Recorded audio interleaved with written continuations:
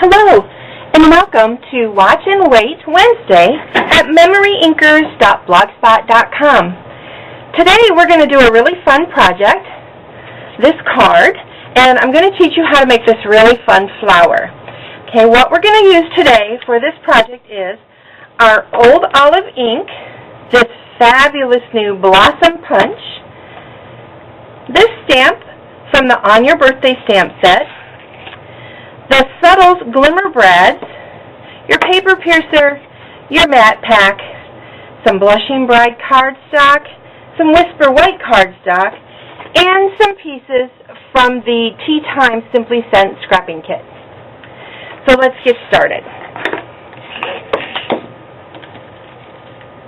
Okay, what you're going to do to begin, of course, is to set your card up.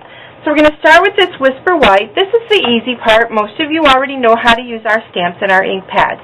You just press forward, flip them over. As you can see, mine are well loved.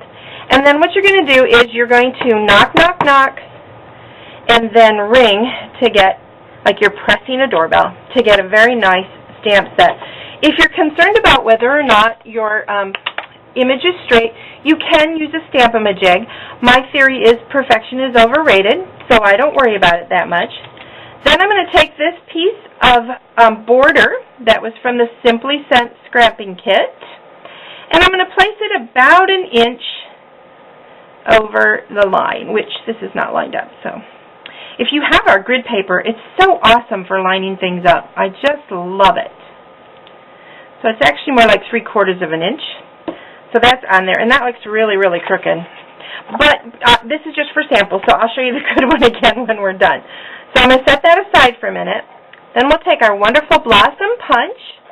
You know, you open it from the back, and then you're going to punch two of this blossom out with the Blushing Bride cardstock from the 2011-2012 In Colors kits, and these colors, those 5 colors, are ending at the end of May. So if you have any of those, you might want to get them right away. Like I said, you're going to punch 2 of those out, but for now I'm just going to do 1 because I know that's really, really loud. And then what you need is a bone folder, and you'll take your 2 flowers, and you're going to do this to them separately. And I don't know if you can see, but I am really squishing these up. You're going to go all the way around the flower. You want to make sure you're grabbing it in the center. Then flip it over. Keep going. You're going to go around and around and around. And after a while, what you're going to find out is you've started to distress the paper enough that it's beginning to come apart.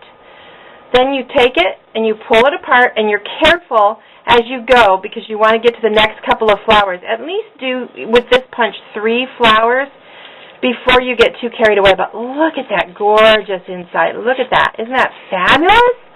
So then what you're going to do is you're going to take these, and I don't want you to be afraid. You will have 4 of them because you've cut 2 and then torn them in half, and you're going to squish them up. I don't want you to be afraid to squish them up. Just squish them. And you'll do that with all 4, and then just take your time and slowly open them up. And it's totally a different look every time you do it. So I'm not going to straighten this out. And in fact, I have 4 that I've already done.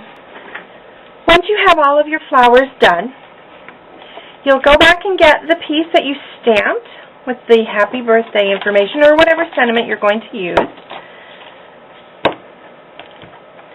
And you'll set it on top of your matte pack. And then you're going to take the flowers by the ones that are the least open first, and stack them on top of each other. You'll poke a hole through all of them.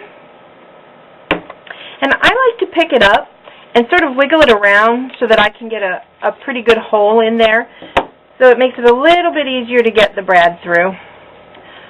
Although honestly on video, I don't know, I have a hard time getting them through. So you get the idea, because I'm not going to be able to get this silly brad through while I'm trying to let you see it. But you would put the brad through, and then of course you're going to adhere this to the front. Ooh, I'm so sorry. To the front of your bashful Blushing Bride cardstock, and there you have it.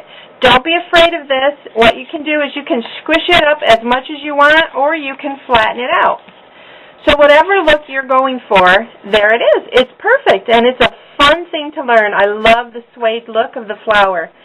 Next week, we're going to be talking about an advanced step from that. It's the same beautiful flower, but we're going to do some fun things to liven up this card. Make it just a little bit different. I hope you'll come back next week for Watch and Wait Wednesday. Up next, how'd I do this week?